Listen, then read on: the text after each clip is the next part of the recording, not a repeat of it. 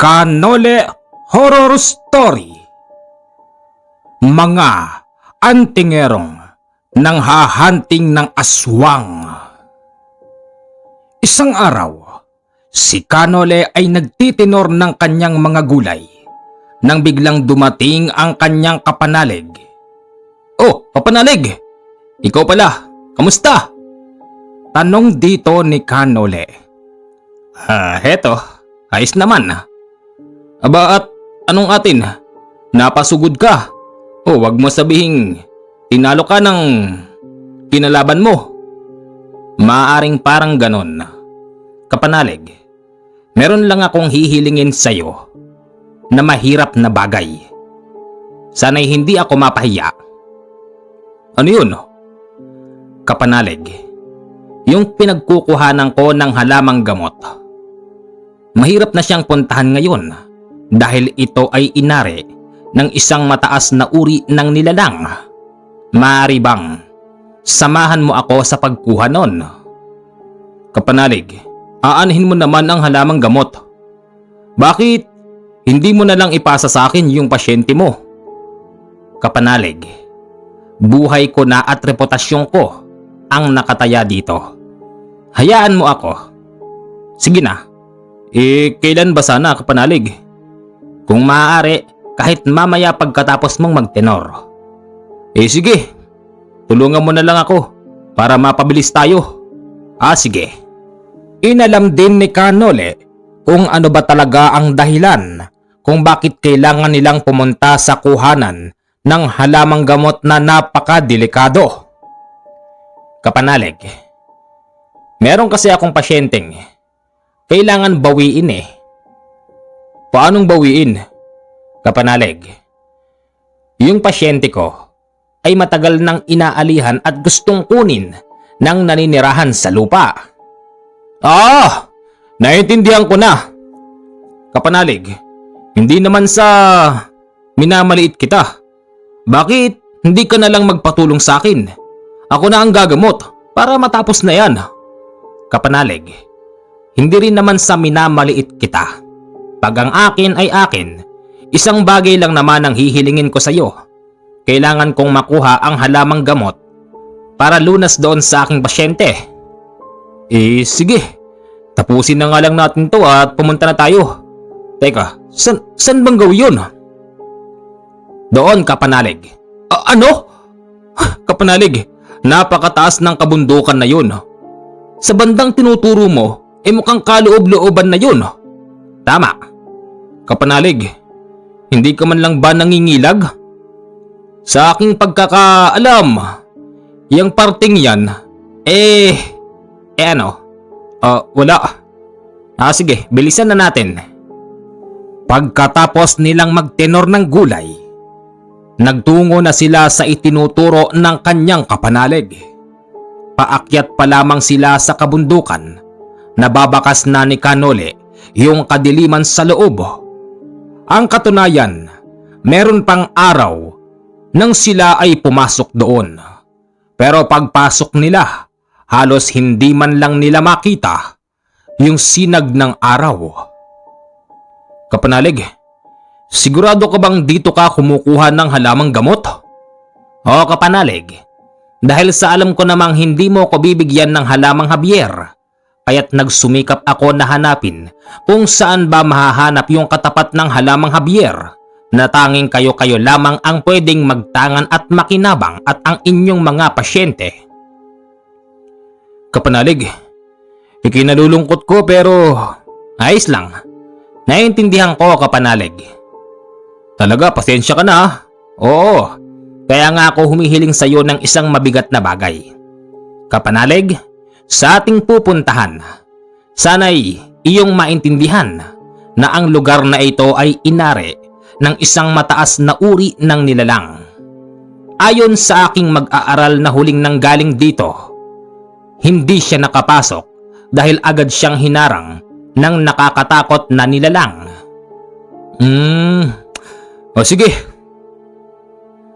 Inabot na sila ng dilim, pero hindi pa din nila nararating yung kuhanan ng halamang gamot. "Kapanalig, Baka naman tayo'y naliligaw na. Hindi. Sigurado ako, hindi maaaring mabago ang daan doon. Sige. Maya-maya pa, napahinto noon si Kanole dahil nakakita siya ng isang kubo. Mababakas mo sa kubo na merong tao dahil umuusok ito. May tao. Kapanalig, mag-iingat ka dyan. Bakit? Wala naman akong nararamdaman na kung ano. Basta kapanalig, ayon sa aking mag-aaral, delikado ang taong nakatira dyan. Sila'y nagpatuloy sa paglalakad hanggang sa nang malapit na sila sa kubo. Dito nila nakita ang 4 na kalalakihan na bigla na lamang lumitaw sa damuhan. Oh, may mga tao pala rito. Sino kayo? At anong ginagawa nyo? Tanong ni Kanole sa kanila. Bakit kayo? Ano ring ginagawa nyo dito? Hindi ba pwedeng kami dapat ang magtanong niyan sa inyo? Dahil nauna kami. Shhh! Huwag kayong maingay mga kasama. Makakahalata yung aswang. Aswang? Sinong aswang? Walang aswang dito mga kaibigan. At kung meron mang aswang, malamang tayo yun. Kasi isipin mo, gabi na, nasa kalagitnaan pa tayo ng kagubatan imbis na namamahinga tayo sa ating mga bahay-bahay. Piloso po ang isang to. Dadagukan ko na to. Oo. Hindi mo pwedeng gawin sa akin yan. At bakit hindi? Hindi mo ba kami kilala? Bakit? Sino ba kayo? Kami lang naman ay mga antingero. Marami na kaming pinahirapang aswang. At ang layunin ng pagpunta namin dito ngayon ay hanapin yung aswang na nanalasa kagabi. Merong isang pamilyang ginulo yun. Merong isang batang muntik na niyang tangayin. Hindi ba bro? Bro, tama ka. Aba, ayos yung mga tawagan nyo bro. Mga bro, Noli nga pala. Hindi kami interesadong makilala ka.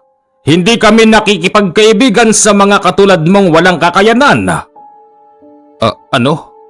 Walang kakayanan? Bakit? Akala mo hindi namin alam? Alam namin na hindi mo kami katulad. Dahil kami ay merong mga kanya-kanyang kakayanan. Nakikita mo ito?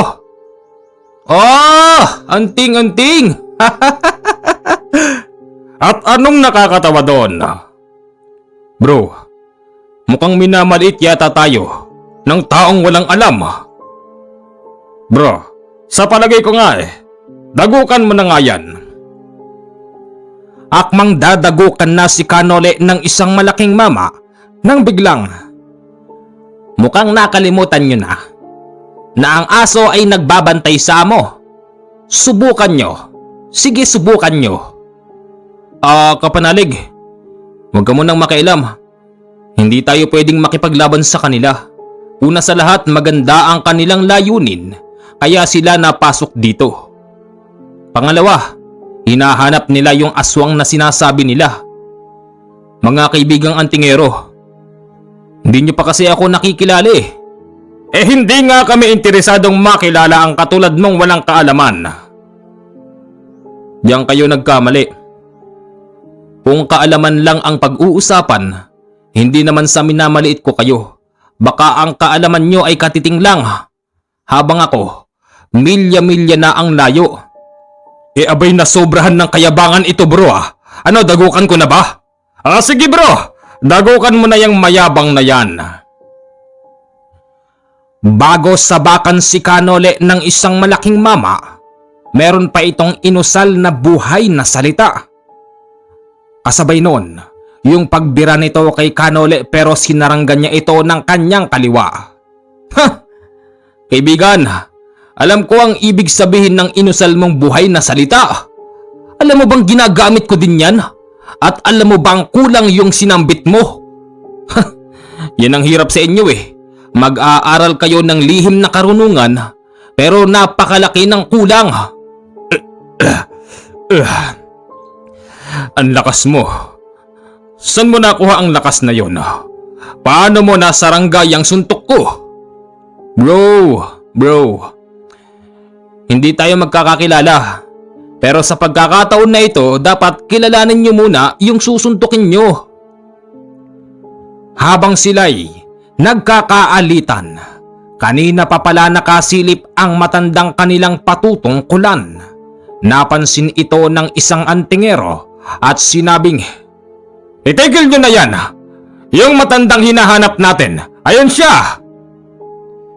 Nang maituro ito ng isang mag-aanting, nakita ito ni Kanole kahit na madilim. Kitang-kita niya ang muka ng kawawang matanda. Agad niya itong nilapitan at pinipigil naman siya ng mga antingero. "Siya ba'y sinasabi niyong aswang na sumalakay sa isang bahay kagabi?" "Siya nga, hinding-hindi kami maaaring magkamali." "Pwes ako nang magsasabi sa inyo na nagkakamali kayo. Hindi porkit may naninirahan na nag-iisang matanda sa loob ng kagubatan, pagbibintangan nyo ng aswang. Anong pruweba nyo? Nakita nyo ba yung pagmumuka?"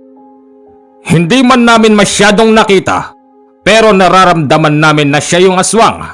"Hindi bro, hindi ganon." Ewan ko ba? Saan nyo ba napulot yung mga kakayanan nyo?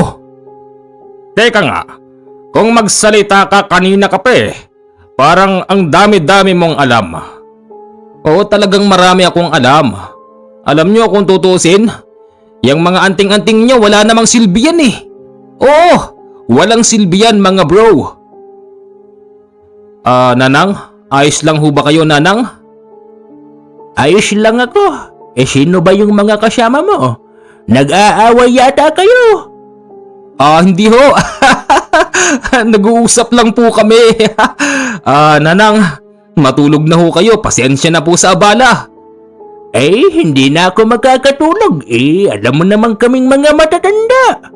Mababaw na ang tulog namin kaya't kung tutuusin, ayaw namin nang naaabala ang aming pagtulog. Kayo kasi, ang ingay-ingay nyo. At bakit ba hinawakan mo ang matandang yan? Baka kagating ka niyan, bro. Hindi. Bro, hindi niya ako kakagatin. Hindi siya aswang. Ano? Pinagbibintangan niyo ba akong aswang? Hala Diyos por santo. Tumanda na ako ng ganito pero hindi pa ako nakakakita ng aswang. Baka naman ho nagkukunwari lang kayo, Lola. Kaya ho kami napasugod dito ng aming samahan. Dahil kagabi, merong isang pamilyang inatake ng aswang. Sa tagal na naming naninirahan sa ibaba ng kabundukan, ni minsan, hindi pa kami nakaranas o nakakita man lang ng aswang. Ganun naman pala. Bakit ako'y pinagbibintangan nyo? Ayon ho kasi sa nakakita, dito raw sa gawing to, nagtatakbo yung aswang na umatake. Bro, maghinay-hinay ka naman. Ang aswang, maraming pwedeng puntahan. Lumilipad yan Kawawa naman si Nanang pinagbibintangan nyo. Nanang, sino ho bang kasama nyo rito? Kasama ko ang aking apo. May kasama pala kayo. Ako po yung kasama ng lola ko. May bata nga pala rito. Kamusta na po kayo? Kanina pa po namin nadidinig ng lola na para pong nag-aaway yata kayo at saka may sinasabi pa kayong aswang. Hindi, wala yun. Mga bro, malagay ko nagkakamali kayo. Sige na, malis na kayo. Kapanalig. Ano yon, kapanalig? Sige na, mauna na kayong maglakad. Isama mo na yung mga antingero. Sige. Nanang, pasensya na ho kayo na abala pa namin yung tulog nyo. Walang anuman yun. Sige na, baka meron pa kayong tutunguhin. Opo, malayo-layo pa nga po. Sige. Habang sila'y naglalakad, papalayo sa kubo ng nasabing matanda, kinausap sila ng mga mag-aanting at sinabing, "Pwede bang maupo muna tayo? Pwede ba?" Maupo kayo kung gusto nyo. Basta kami ni Kapanalig meron kaming pupuntahan. Magkaiba ang lakad natin, kaya bahala na kayo dyan, alis na kami. Aalis na sana sila nang biglang dakmain ng isang mama yung kanyang kapanalig. "Saan ka pupunta?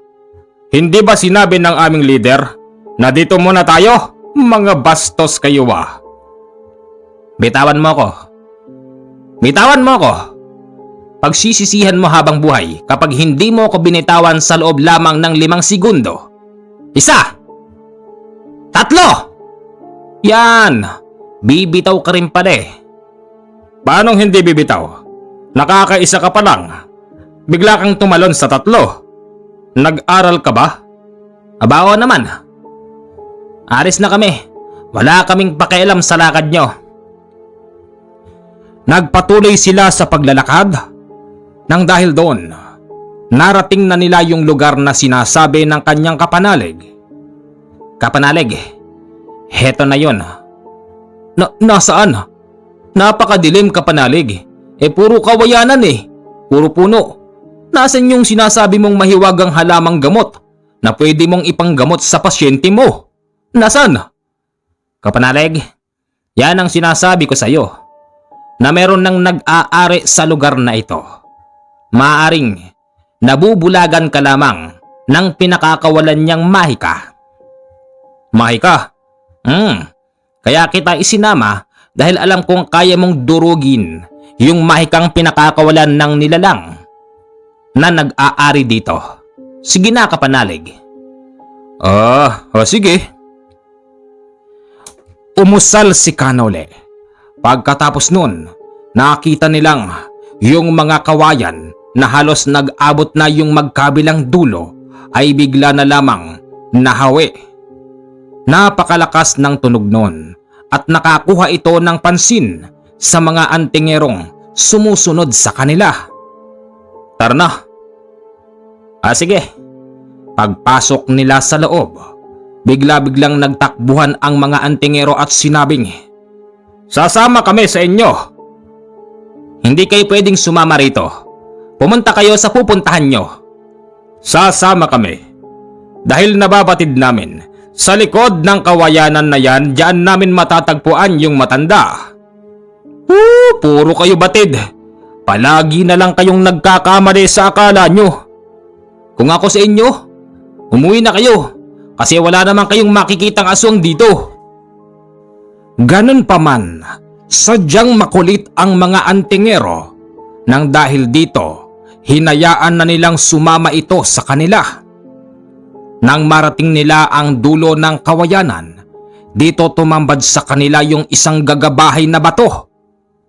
"Kapanalig, nasa na yung sinasabi mong kuhanan ng halaman na gamot?" "Nasa likod niyan, Kapanalig." "Nasa likod? Tara, akyatin natin yung malaking bato." Pag-akyat nila doon, nagulat si Kanole dahil napakaraming mga halaman na tila ba kumikinang sa kanilang paningin at sa loob ng kadiliman makikita mong nag-iisa itong liwanag sa loob din ng kabundukan. "Ano to? Anong klaseng halaman to, Kapanalig?" "Yan ang sinasabi ko sa iyo." "Salamat, Kapanalig, sa pagsama mo sa akin. Kayo, wala rito yung hinahanap nyo kaya bumalik na kayo." Teka, anong klaseng halaman ang mga yan? Nagliliwanag sa kadiliman? Bro, sa palagay mo? Sa aking palagay, bro, mukhang eto na yata yung sinasabi sa atin ng ating yumaong maestro na dito nga raw matatagpuan ang halamang gamot na pwedeng makatulong sa atin. O ano pang ginagawa nyo? Tara na! Mula sa mataas na bato ay nagtalunan ang 4 na antingero papunta sa halamang gamot. Pinabayaan lang sila ni Kanole at ng kanyang kapanalig nang biglang nagsisigaw ang isa sa mga ito. Kitang-kita ni Kanole na merong kakaibang nilalang ang lumapa sa isang antingero. Yung tatlo naman na naiwan ay nagkumpol-kumpol at dumikit sa bato. "Tulungan nyo kami! Tulungan nyo kami!" wika ng isa sa kanila. "Hindi. Ba't namin kayo tutulungan? Matigas ang ulo nyo eh. Hindi ba naghahanap kayo ng aswang o ayan? Nandyan pala yung aswang. Labanan nyo. Magagaling kayo, di ba?" "Kapanalig, tama na." "Bakit? Dapat lang sa kanila yon." "Tama na. Maawa ka naman sa kanila. Hoy! Tigilan mo yan!"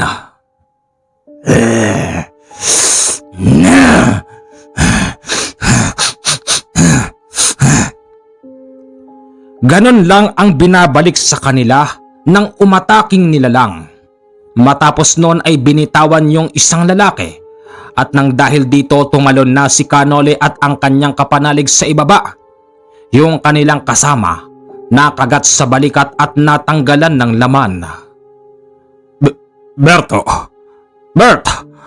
Bert! Ayos ka lang ba, Bert? Bert!" "Bro, ayos lang ako, bro." "Sigurado ka? Meron ditong halaman na gamot. Maaari ka naming gamutin." "Teka, sandali lang. Paano mo sasabing pwede mo siyang gamutin? Alam mo ba ang tamang proseso ng paggamit ng halamang gamot?" "Wag mo kong tuturuan. Naituro din sa amin yan ng aking maestro." Sige, gawin mo."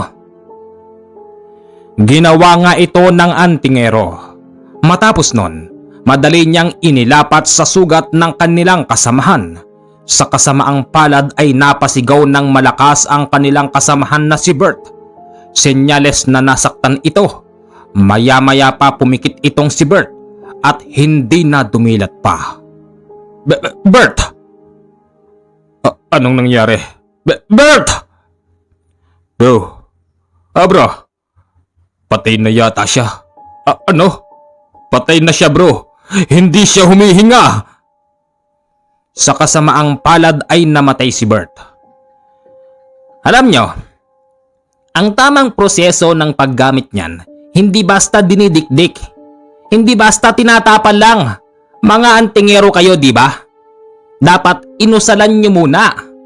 Bago nyo man lang idinikit sa sugat. Mas lalo pang napasama yung kasamahan nyo. Dapat pala ako na ang gumawa. Alam mo naman pala bakit hindi ikaw ang gumawa? Paano ko gagawin? Sige nga. Nagmamagaling kayo. O ngayon, namatayan kayo ng kasamahan. Ano pang gagawin natin? Iuwi nyo na yan. At iburol nyo paglamayan. Bro, tama na. Alam mo, hindi ganyan ang aral sa akin ng aking maestro. Ang taong nahihirapan dapat tulungan. Ang taong nagmamalaki ay dapat na ibaba. Sa pagkakataon na ito dapat ikaw ang nakakaalam Dapat iginiit mo ang iyong karapatan. Kinalulungkot ko ang pagkamatay ng kasama nyo. Bro, ayos lang yun. Talagang ganun. Handa naman na kami. Mga bro, kanina nang umusal ka ng buhay na salita. Kulang hindi mo napagana. Bro, sino bang maestro nyo? At ano bang tangan nyo? Bro, ang aming maestro ay yumaon na. 1 taon na ang nakakalipas. Pero bago siya mawala, marami siyang naituro sa amin na kaalaman. Bro, kulang ang inyong kaalaman. Hindi ko kayo minamaliit.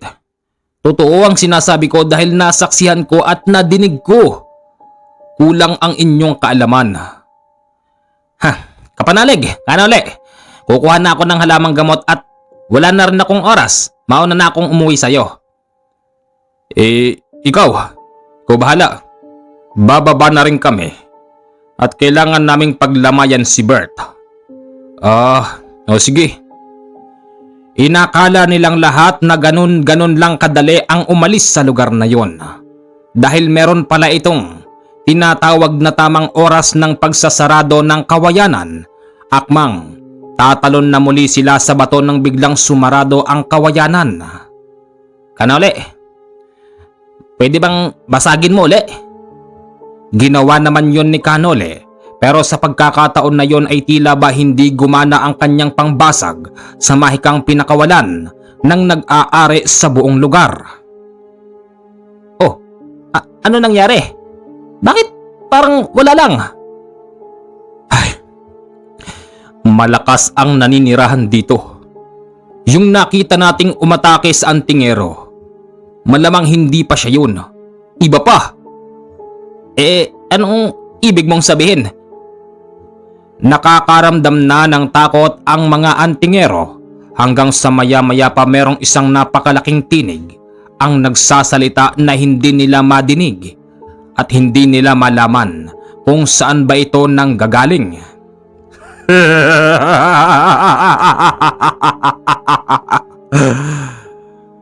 Mga tampalasan, masyado kayong hibang.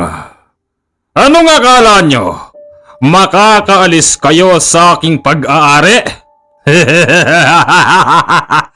Iwanan nyo ang patay. Iwanan nyo. Diyan pa lang kayo makakalampas. Sinagot naman ito ni Kanole. Anong iwanan? Hindi namin iiwanan dito. Ang bangkay bakit? Anong gagawin mo? Kakainin mo? Ano ka, aswang? Kung ikaw lang din naman ay aswang na mataas ang uri, pwes pwede bang magpakita ka sa akin?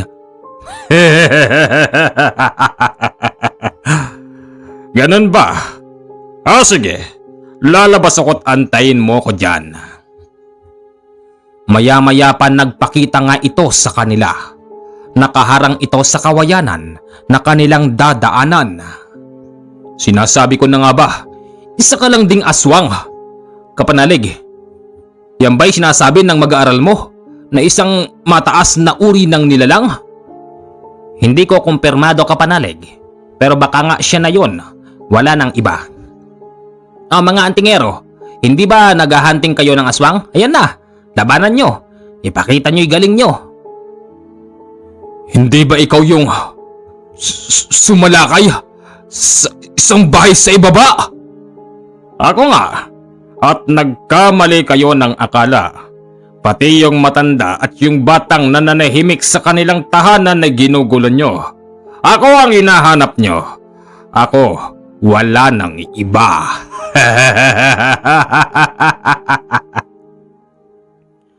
Nagalit yung tatlo pang mga antingero.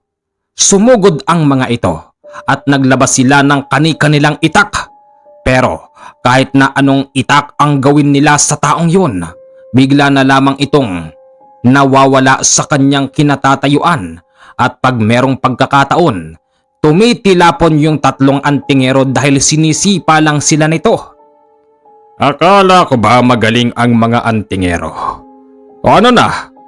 Asan na ang galing nyo?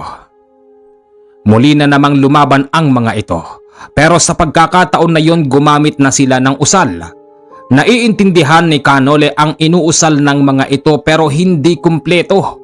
Nang dahil doon, sinabi sa kanila ni Kanole na itigil na ang pakikipaglaban dahil kulang ang kanilang kaalaman at baka sila'y masawi lamang sa kanilang ginagawa. Hindi naman nakinig sa kanila ang mga ito, bagkos nakuha pang magyabang ng isa. Nang dahil doon, sumugod yung isang antingero habang hawak-hawak yung kanyang itak at buo ang kanyang pag-asa na makakaya niyang gapiin ang kakaibang nilalang na nasa kanilang harapan. Dito siya nagkamali dahil sinalubong siya ng matatalas na kuko ng kanilang kalaban. Tumagos ang matalas na kuko ng kalaban sa dibdib ng antingero hanggang sa inangat siya nito.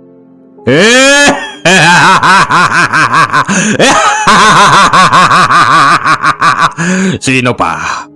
Sino pang susubok sa inyo?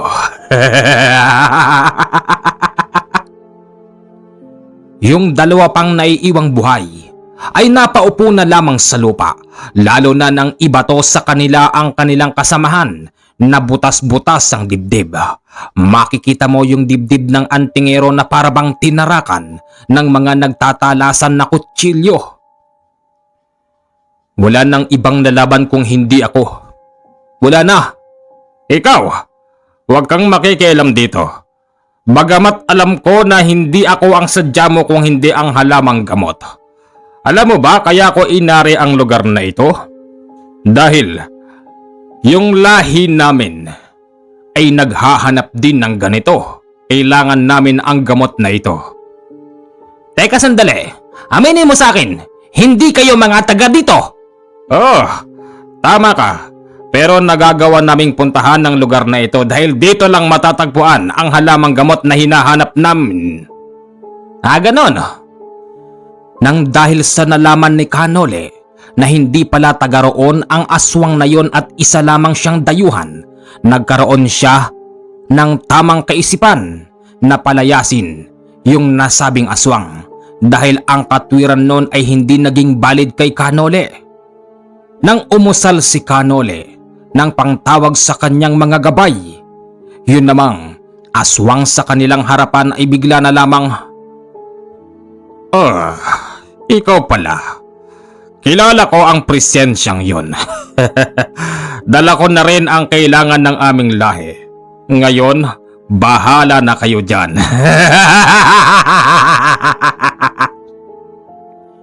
Bigla na lamang yun lumipad. At yung kawayanan ay bigla na lamang nahawi yung mga tinik nitong nakaharang.